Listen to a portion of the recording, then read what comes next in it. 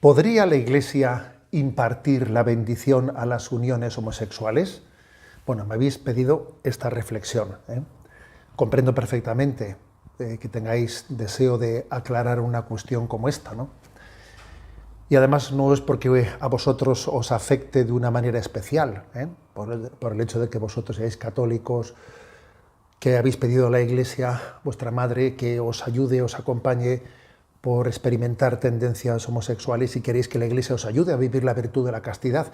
No es porque a vosotros os afecte más, es que esta es una pregunta que en este momento muchísimos católicos se la formulan pues por el hecho de que han conocido que ha habido en el seno de la Iglesia y desde, digamos, la Congregación para la Doctrina de la Fe, dos pronunciamientos que son de difícil conjugación o que quizás hay que hablar y hay que aclarar de qué manera se entienden y se conjugan, ¿no? Ante las noticias, ¿no?, de que la Congregación para la Doctrina de la Fe ha hecho ahora, ¿no?, pues con su nuevo cardenal precepto, que es Monseñor Víctor Manuel Fernández, una declaración a este respecto sobre si la Iglesia puede impartir bendiciones homosexuales distinta a la que hace 2 años, tan solo 2 años, hizo el cardenal Ladaria, y ambas declaraciones, las dos han recibido la bendición del Papa Francisco. Bueno, pues se ha generado pues una cierta polémica, y yo entiendo la pregunta: ¿podría la Iglesia impartir la bendición a las uniones homosexuales? Y hecha por vosotros la entiendo perfectamente, porque uno dice: a ver, estamos haciendo una apuesta muy fuerte en nuestra vida, pues por descubrir el designio de Dios y por caminar en el seguimiento a Jesucristo, sabiendo que llevamos dentro de nosotros pues esa inclinación de atracción homosexual y sabiendo que queremos adecuarnos, ¿no?, al ideal evangélico. Llevamos una lucha, ¿no? Y ahora pues algunos sí nos dicen que la Iglesia hace la interpretación, que algunos medios de comunicación la han hecho, ¿no?, de que la Iglesia ahora asume de alguna manera la agenda LGTB. Pues hombre, entonces comprendo que digáis: entonces ¿yo qué estoy haciendo? ¿Yo qué estoy haciendo? Lo comprendo perfectamente, ¿eh? Pero también os digo que la duda no solamente es de vosotros, sino que muchos católicos piden una palabra de aclaración. Por eso me he decidido, ¿no?, pues a contestaros, y además también a que quede grabada mi contestación para después publicarla pues en el canal de YouTube. Bueno, vamos por partes. Voy a intentar ser breve, pero también exhaustivo. Vamos a ver. El 22 de febrero del año 2021, el entonces cardenal precepto de la Doctrina de la Fe, que era Monseñor Ladaria, respondió a un dubia que se había allí presentado, y era: ¿la Iglesia dispone del poder? Muy importante la pregunta. ¿Dispone del poder para impartir la bendición a uniones de personas del mismo sexo? Y la respuesta fue negativa. No dispone de ese poder. Esta fue la respuesta también asumida por el Papa. Comenzaba diciendo, el contexto era el siguiente de la nota explicativa: en algunos ambientes eclesiales se está difundiendo proyectos y propuestas de bendiciones para uniones de personas del mismo sexo. No pocas veces estos proyectos están motivados por una sincera voluntad de acogida y de acompañamiento de personas homosexuales, a las cuales se proponen caminos de crecimiento en la fe, con el fin de que aquellos que manifiestan una tendencia homosexual puedan contar con la ayuda necesaria para comprender y realizar plenamente la voluntad de Dios en su vida, porque Dios ama a cada persona, como también lo hace la Iglesia, rechazando toda discriminación injusta. Ese es el contexto. ¿De dónde nace esa pregunta?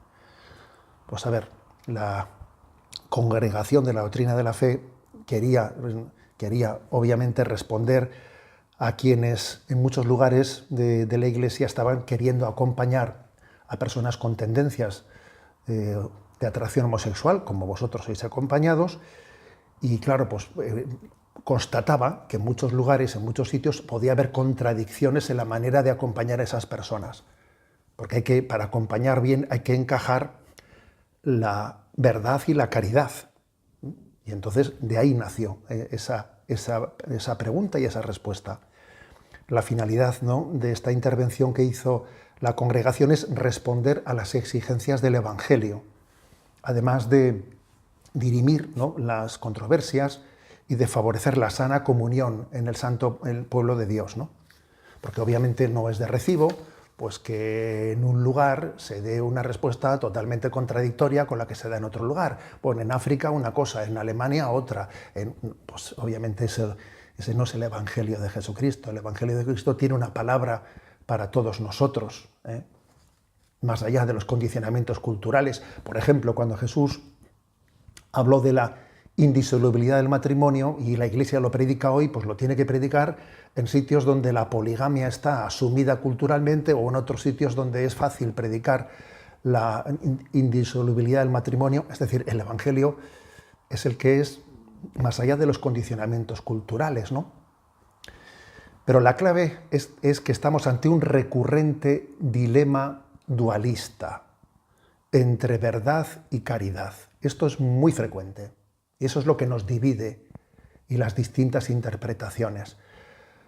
O confesamos una verdad de forma hiriente, faltando a la caridad, o proclamamos una caridad complaciente, que dista de la verdad. Y entonces, por eso la Iglesia intervino en esa respuesta para superar ese dualismo de verdad frente a caridad, ¿no? Y además no podemos olvidar que la principal manifestación de la caridad es transmitir la verdad. Si no se transmite la verdad, no se tiene una verdadera caridad. Si yo, por ejemplo, quisiera ir con vosotros de complaciente, si quiero ser un guay, un queda bien, diciendo palabras complacientes y no transmitiendo la verdad del Evangelio, no estoy siendo verdaderamente caritativo, ¿no? Si lo transmitiese de una manera hiriente, sin una acogida incondicional a las personas con su historia personal, conociéndolas personalmente y acompañándose en su historia, también entonces la verdad, esa verdad hiriente que no respeta, ¿no? Pues, o que pasa por encima, o que ignora el recorrido de las personas, pues tampoco sería la verdad cristiana. Verdad y caridad tienen que estar unidas. Entonces aquí hay un tema clave, que lo dice en la nota explicativa. La Iglesia recuerda que Dios mismo no deja de bendecir a cada uno de sus hijos, peregrinos en este mundo, porque para Él somos más importantes que todos los pecados que podamos hacer. Pero no bendice, ni puede bendecir el pecado. Bendice al hombre pecador, para que se reconozca como parte de su designio de amor y se deje cambiar por Dios. Él, Dios, de hecho, esta es una frase de San Agustín genial. San Agustín era un crack, ¿eh? Dice, Dios nos toma como somos, pero no nos deja nunca como somos. Dios te ama tal y como eres, pero cuando te dejas amar te transforma, te santifica. Esta es la clave, ¿eh? Dios bendice a los pecadores, no bendice al pecado. Jesús acogió a aquella mujer pecadora. Podríamos decir que bendijo a aquella mujer pecadora, a la que querían apedrear. Jesús le dijo, tampoco yo te condeno, vete y no peques más. Jesús bendijo a aquella mujer, pero no bendijo la vida promiscua que tenía, no la bendijo. Jesús no le dijo, vete y tráeme a tus parejas que os voy a bendecir. No, eso no lo dijo. Jesús bendijo a aquella mujer y le dijo, vete y no peques más. El Evangelio es muy claro. El Evangelio no necesita de muchos títulos académicos para entenderlo. Los sencillos lo entienden. Esto que estoy diciendo es obvio. Jesús bendijo a aquella mujer pecadora. No bendijo sus relaciones. Las relaciones que tenía, no se le ocurría, obviamente, decir, te voy a traer mis parejas y nos bendices. No le dijo eso. Era imposible que Jesús bendijese las relaciones que estaba teniendo. Le dijo, vete, yo te bendigo a ti, vete y no peques más. Dios nos quiere como somos y al mismo tiempo nos llama a la santidad. Y es verdad que Dios tiene paciencia y que asume que nuestro caminar pues, puede ser lento, pero obviamente Dios no puede bendecir un camino que vaya en la dirección equivocada, porque es que entonces es como si no nos estuviese mintiendo, como si no nos estuviese verdaderamente amando, como si no desease para nosotros el bien. Dios no puede bendecir una relación que va en la dirección equivocada. Es verdad que hay que tener una gradualidad. San Juan Pablo II dijo un término que es muy luminoso en Familiares Consorcio. Es verdad que hay que tener una gradualidad. Sí a la gradualidad, sí a la ley de la gradualidad, pero no a la gradualidad de la ley. Sí a la ley de la gradualidad, porque hay que tener la capacidad de acompasarnos en el crecimiento de las personas, pero no a la gradualidad de la ley. Aquella mujer le dijo, vete y no peques más. No le dijo, vete y peca poquito, o un poco menos que antes. No, le dijo, vete y no peques más. No a la gradualidad de la ley. Tenemos que tener valentía, parresía. Hoy en día es necesaria la parresía y la valentía para proclamar qué es lo que la Iglesia Católica cree en la verdad moral con respecto a la homosexualidad. Y de la misma forma, ¿no?, pues que el punto 2358 del Catecismo de la Iglesia Católica dice, ¿no?, que según la enseñanza de la Iglesia, los hombres y mujeres con tendencias homosexuales deben de ser acogidos con respeto, compasión, delicadeza, se evitará sobre ellos todo signo de discriminación injusta.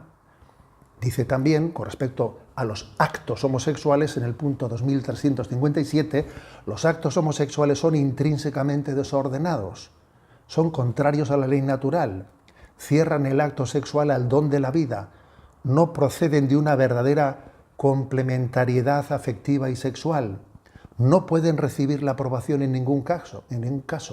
Fijaros, la Iglesia distingue entre las personas con inclinaciones homosexuales, a las cuales acompaña, bendice para que vayan creciendo, ¿no?, pero de los actos homosexuales que en sí son contrarios al designio de Dios, claramente contrarios, ¿no? Y la Iglesia tiene claro que la inclinación homosexual no es en sí misma pecado. Cada vez tenemos más conciencia, ¿qué os voy a decir yo a vosotros? Madre mía, cada vez tenemos más conciencia de que puede haber múltiples heridas afectivas, ¿no?, en el origen de una tendencia homosexual. Y aunque sea una inclinación que si nos dejamos arrastrar por ella nos podría arrastrar a actos inmorales, sin embargo Dios nos da la gracia y a vosotros os la está dando, de vivir vuestro camino de santidad, si estáis llamados plenamente a la santidad, vivir vuestro camino a la santidad, pues dentro de esa inclinación homosexual que tenéis, ¿no? Y quién sabe lo que Dios pueda querer para vosotros el día de mañana, ¿no? Pero lo que está claro es que estáis llamados a la santidad y os puede reorientar una inclinación homosexual o sencillamente permitirnos que completemos el camino de nuestra vida viviendo en santidad junto con esa inclinación. Vamos un poco más adelante, porque la nota explicativa hablaba sobre las bendiciones. Allí se decía, ¿tiene la Iglesia poder, autoridad para impartir bendiciones? Que obviamente es una bendición litúrgica, ¿no? Y dice aquella nota, entre las acciones litúrgicas de la Iglesia revisten una singular importancia los sacramentales, signos sagrados creados según el modelo de los sacramentos, por medio de los cuales se expresan efectos, sobre todo de carácter espiritual, obtenidos por la intercesión de la Iglesia. Por ellos los hombres se disponen a recibir el efecto principal de los sacramentos y se santifican las diversas circunstancias de la vida. Es decir, la pregunta era sobre si las uniones homosexuales pueden recibir una bendición sacramental. El juicio negativo sobre estas bendiciones no implica, como hemos dicho, el juicio sobre las personas. El motivo del no a la bendición a las uniones homosexuales es triple, aunque son tres razones que están íntimamente conectadas, ¿no? El primero viene dado de qué son las bendiciones, porque estas pertenecen al género de los sacramentales, que son acciones litúrgicas de la Iglesia que exigen una consonancia de vida con aquello que significan. Es decir, una bendición sobre una relación humana requiere que esta relación humana esté ordenada al designio de Dios. Si no, no puede recibir esa bendición. Por eso no únicamente las uniones homosexuales no pueden recibir esa bendición, sino tampoco otro tipo de relaciones que, aunque no sean homosexuales, no pueden recibir esa bendición. Pues, por ejemplo, imagínate, ¿no?, pues que alguien dice, mire usted, es que yo me he enamorado de mi secretaria. Entonces, bueno, pues yo vengo a que usted me bendiga mi relación con mi secretaria y a mi mujer ya la he dejado de querer, ¿no? Y la he abandonado. Pues yo no le puedo bendecir esa unión con esa secretaria de usted, porque es contraria, ¿eh?, al designio de Dios, a la vocación que le ha dado usted al matrimonio, por ejemplo, ¿eh? Hay un segundo motivo por el que se explica el no a la bendición de las uniones homosexuales. El designio de Dios con respecto al amor conyugal, ¿cuál es? Pues es el de la unión de un hombre con una mujer, abiertos a la transmisión de la vida, una unión estable para siempre. Ese es el designio de Dios. Entonces, en realidad, pues ese designio no acontece, no se realiza en una unión homosexual.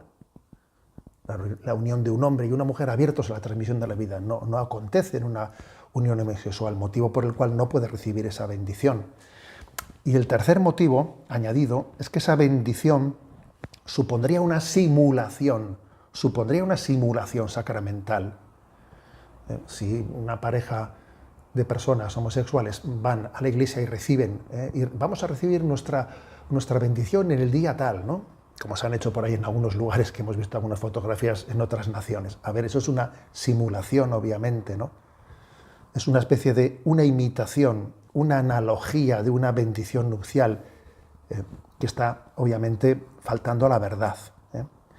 Fijaros bien, os voy a leer un párrafo de esta nota explicativa. Dice: además, ya que las bendiciones sobre personas están en relación con los sacramentos, la bendición de las uniones homosexuales no puede ser lícita, en cuanto sería en cierto modo una imitación o una analogía con la bendición nupcial invocada sobre el hombre y la mujer que se unen en el sacramento del matrimonio.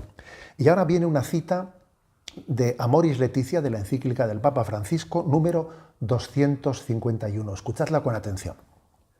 Ya que no existe ningún fundamento para asimilar o establecer analogías, ni siquiera remotas, entre las uniones homosexuales y el designio de Dios sobre el matrimonio y la familia. Es decir, no tiene nada que ver. Por lo tanto, si una unión homosexual no tiene nada que ver, ni siquiera remotamente, analógicamente, ni siquiera, no puede recibir una bendición sacramental que de alguna manera imite al sacramento del matrimonio.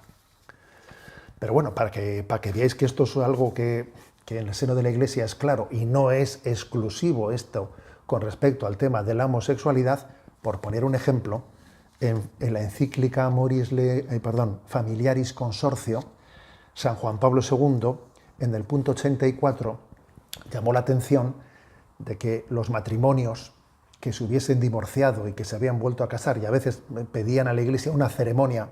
Claro, como no me puedo casar por la Iglesia porque estoy divorciado, pido una ceremonia en la que reciba una bendición, aunque no sea sacramento, pero recibo una bendición. Pues San Juan Pablo II, en esa encíclica sobre la familia, en el punto 84, dijo: esa bendición no se puede dar, porque obviamente es simular un matrimonio, es jugar con la bendición sin que verdaderamente se esté acogiendo la gracia que Dios quiere dar. Bueno, continúa la nota explicativa, ¿no?, de aquel pronunciamiento de hace 2 años de la Congregación para la Doctrina de la Fe, y dice: obviamente, esto no excluye que se puedan impartir bendiciones a personas individualmente con inclinaciones homosexuales. Bueno, por ejemplo, vosotros, ¿cuántas bendiciones habéis recibido de la Iglesia? ¿Cuántas veces pues nos hemos juntado a orar y habéis recibido la bendición del Santísimo Sacramento? Y personalmente, claro, todos necesitamos de las bendiciones de Dios. Y vosotros, pues diréis: yo más, y yo más también, ¿eh? O sea, aquí todos las necesitamos. Bueno, doy un paso más, porque claro, esa declaración tan clara, tan diáfana, porque es muy clara, muy evangélica, la declaración que se hizo hace 2 años, por parte del cardenal Ladaria, entonces cardenal precepto de la Doctrina de la Fe y confirmada por el Papa. Era una declaración muy clara, nítida, evangélica. El Evangelio es así, es sencillo y es nítido. No juega el Evangelio a las complicaciones, a las elucubraciones, es nítido y sencillo. Acordaros que dice el Señor: te doy gracias, Padre, porque estas cosas se las has ocultado a los sabios inteligentes y se las has revelado a la gente sencilla. Esto que estoy explicando lo entiende tanto desde un catedrático como alguien que no ha llegado a hacer pues, el graduado escolar. Lo firma el Santo Padre, lo firma el cardenal precepto, y dice el Santo Pontífice Francisco, en el curso de una audiencia concedida al suscrito secretario de esta congregación, ha sido informado y ha dado su asentimiento a la publicación de este Responsum Dubium, ¿no?, con la nota explicativa adjunta. 22 de febrero del 2021, fiesta de la Cátedra del Apóstol San Pedro. ¿Por qué subrayo esto? A ver, subrayo esto porque el Santo Padre está diciendo que la Iglesia no tiene poder, no tiene autoridad para poder impartir la bendición a las uniones homosexuales. No tiene poder. No es que no quiera, no es que no le parezca oportuno hacerlo hoy y mañana más adelante ya lo veremos. No es que en un lugar igual no, pero en otro lugar cada obispo que vea y discierna si puede ser. No, eso no lo dice. Dice que la Iglesia no tiene autoridad y por lo tanto no puede cambiarlo, no puede cambiarlo. Entonces, ¿puede venir un sínodo y lo cambia? No, no puede venir un sínodo y lo cambia. Puede venir un concilio y lo cambia. Puede venir el Papa siguiente y cambia. No, el Papa puede cambiar 2 años después lo que dijo antes. No, no es así. La respuesta es, claro, de lo contrario sería una quiebra del magisterio de la Iglesia, especialmente porque ese pronunciamiento realizado hace 2 años estaba fundado clarísimamente pues en razones evangélicas, en razones evangélicas y en la tradición de la Iglesia. Bueno, digo esto por el hecho de que ahora hemos, motivo también de vuestra pregunta, pues es el hecho de que ha habido otros dubia, 5 cardenales, ¿no? 5 cardenales que han dirigido unos dubia, unas preguntas al nuevo cardenal precepto de la Congregación de la Doctrina de la Fe, Monseñor Víctor Manuel Fernández, y entonces, bueno, pues han obtenido una respuesta. Entre las preguntas, una de ellas era referida a este mismo tema, al tema de la bendición de las uniones homosexuales. Entonces, se ha dado una respuesta y aquí se ha formado pues, un pequeño lío. El pequeño lío es, bueno, esta respuesta y la anterior son compatibles, son contradictorias. Se ha formado esa polémica. Voy a ello. La respuesta que se da en este momento, en el año 2023, es la siguiente. Está dividida en A, B, C, en 6 puntos. El primero dice: la Iglesia tiene una concepción muy clara sobre el matrimonio, una unión exclusiva, estable e indisoluble entre el varón y la mujer, naturalmente abierta a engendrar hijos. Solo a esa unión llama matrimonio. Otras formas de unión solo lo realizan de modo parcial y análogo, por lo cual no pueden llamarse estrictamente matrimonio. Bien, me permito aquí hacer una matización. Claro, aquí Monseñor Víctor Manuel Fernández cita un punto de Amoris Laetitia en el que dice que hay otro tipo de uniones, pero no se está refiriendo a los homosexuales en ese momento, sino a otro tipo de uniones heterosexuales que no son matrimonio, que de alguna manera, dice, de modo parcial y análogo imitan al matrimonio, pero no son matrimonio, porque es que cuando Amoris Laetitia en el punto 251 se refiere a las uniones homosexuales, allí dice: no existe ningún fundamento para asimilar o establecer analogías, ni siquiera remotas, entre las uniones homosexuales y el designio de Dios o el matrimonio. O sea que creo que esta precisión es importante, porque Amoris Laetitia dijo que entre las uniones homosexuales y el matrimonio no había similitud ni analogía, ni siquiera remota. Este punto creo que es importante. Segundo punto de la respuesta. No es una mera cuestión de nombres, sino que la realidad que denominamos matrimonio tiene una constitución esencial única, que exige un nombre exclusivo, no aplicable a otras realidades. Sin duda es mucho más que un mero ideal. Vale. Por esta razón la Iglesia evita todo tipo de rito o de sacramental que pueda contradecir esta convicción y dar a entender que se reconoce como matrimonio algo que no lo es. Bueno, este punto parecería que ya en él está dicho todo. Pero luego vienen pues 4 puntos más. Dice, no obstante, en el trato con las personas no hay que perder la caridad pastoral, que deben atravesar todas nuestras decisiones y actitudes. Obvio, ¿no? La defensa de la verdad objetiva no es la única expresión de esa caridad, que también está hecha de amabilidad, paciencia, de comprensión, de ternura, de aliento. Obvio. Por consiguiente, no podemos constituirnos en jueces que solo niegan, rechazan, excluyen. Obvio. Siguiente punto.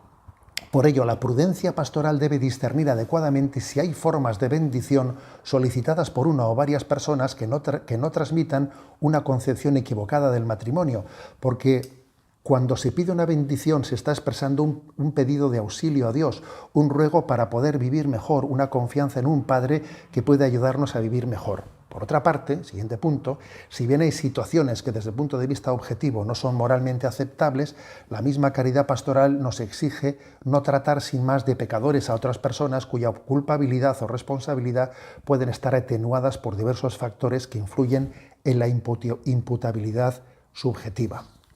Y el último punto dice, las decisiones que en determinadas circunstancias puedan formar parte de la prudencia pastoral no necesariamente deben convertirse en una norma, es decir, no es conveniente que una diócesis, una conferencia episcopal o cualquier otra estructura eclesial habiliten constantemente y de modo oficial procedimientos o ritos para todo tipo de asuntos, ya que todo aquello que forma parte de un discernimiento práctico ante una situación particular no puede ser elevado a la categoría de una norma, porque esto daría lugar a una casuística insoportable. El derecho canónico no debe ni puede abarcarlo todo y tampoco deben pretenderlo las conferencias episcopales con sus documentos y protocolos variados, porque la vida de la Iglesia corre por muchos cauces además de los normativos. Bueno, muchas personas han dicho, oye, esto último, etcétera, y todo esto, ¿a qué se refiere? Claro, tiene muchas interpretaciones. Porque claro, una interpretación sería las conferencias episcopales no tienen que entrar en normativas, etcétera, porque ya está dicho suficientemente claro lo que se dijo hace 2 años con la declaración de que la Iglesia no tiene poder para impartir bendiciones a uniones homosexuales. Podría ser eso una interpretación, pero claro, no es esa la interpretación que los medios de comunicación han transmitido, ¿no? De hecho, muchos titulares, me voy a referir a los titulares, es el Papa parece dar libertad a los obispos para que bendigan a parejas homosexuales. El Papa parece ahora estar abierto a las bendiciones. Claro, los propios 5 cardenales que manifestaron esos dubias han manifestado que las respuestas les generan más dubias, más dudas, ¿no? Y ciertamente no es fácil entender. Vosotros también me lo habéis manifestado que no lo entendíais, bueno, tampoco yo. ¿Qué quiere decir en concreto? ¿O cómo se entienden alguna de estas expresiones? O si lo que ocurre es que se está renunciando a responder en concreto y se sugiere que cada uno discierna su propia respuesta según las circunstancias, ¿no? Lo cual obviamente no sería de recibo, ¿no? Bueno, pues la clave, por lo tanto, es cierto que estos cardenales han vuelto a reformular, al ver esa respuesta, han vuelto a hacer una reformulación de su dubium y ahora lo han preguntado de la siguiente manera. ¿Es posible que en algunas circunstancias un pastor pueda bendecir uniones entre personas homosexuales, sugiriendo así que el comportamiento homosexual como tal no sería contrario a la ley de Dios y al camino de la persona hacia Dios? Vinculada a esta dubia, es necesario plantear otra. ¿Sigue siendo válida la enseñanza sostenida por el Magisterio Ordinario Universal, según la cual todo acto homosexual fuera del matrimonio, en particular los actos homosexuales, constituyen un pecado objetivamente grave contra la ley de Dios, independientemente de las circunstancias en las que tenga lugar y de la intención con las que se recibe? Bueno, esta es la reformulación que han hecho. Bueno, no sabemos si la tendrán respuesta o cómo será, ¿no? Pero en lo que sí que es importante es decir, vamos a ver, yo creo que la respuesta es calma. Lo confuso no puede ser lo que aclare a lo que... No puede ser el punto de interpretación de lo que es claro. Ciertamente la declaración que era clara, diáfana, evangélica, pues es la realizada pues hace 2 años. 2 años, ¿no? Lo que es claro no se puede entender desde lo confuso, más bien lo confuso tiene que ser lo que se ilumine desde lo que es claro y diáfano, no al revés, ¿no? No olvidemos que las dos respuestas dadas con 2 años y pocos meses de diferencia, las dos están asumidas por el Santo Padre. Y que en la primera decía que la Iglesia no tiene autoridad para poder impartir. No dice que no quiera, no, dice que no tiene autoridad para poder impartir, ¿no? El magisterio no puede contradecirse, porque de alguna manera se destruiría a sí mismo, ¿no? Con lo cual, pues, ¿qué es lo que debemos de hacer? Pues atenernos a lo que está claro, y pedir al Señor que aclare pues, lo que no está claro. Y pedir a Dios la luz para el magisterio de la Iglesia, pedir a Dios esa luz.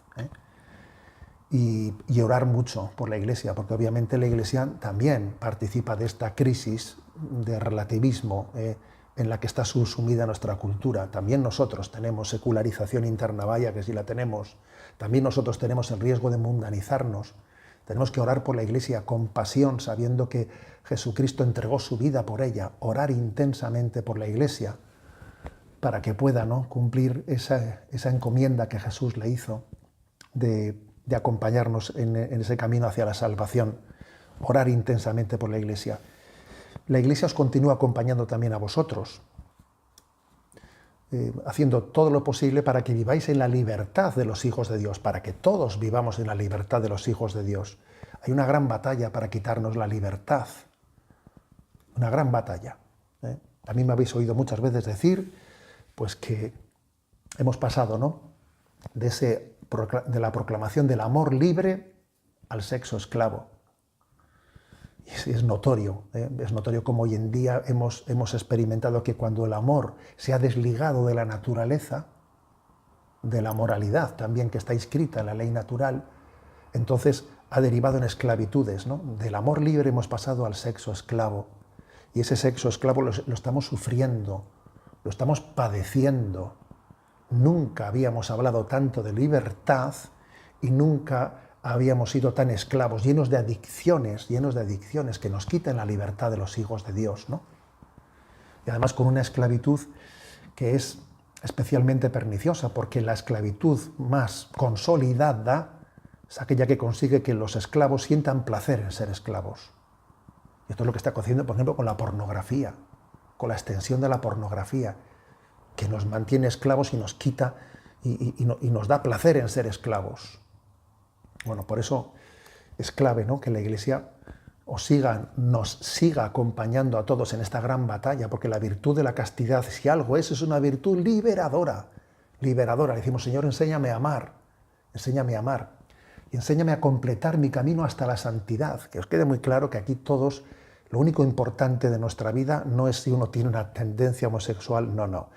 Lo único importante en esta vida es nuestra vocación a la santidad. Cada uno está llamado con sus dones, con sus carismas, con sus límites, con sus heridas, a caminar hacia la santidad. Que cada uno tiene un escenario en el que acontece esa gran batalla, ¿no?, por la santidad, como está aconteciendo en vuestra vida y en la mía y de todos aquellos que deseamos seguir a Jesús. Os doy mi bendición y os pido también vuestra oración intensa por la Iglesia. La bendición de Dios Todopoderoso, Padre, Hijo y Espíritu Santo.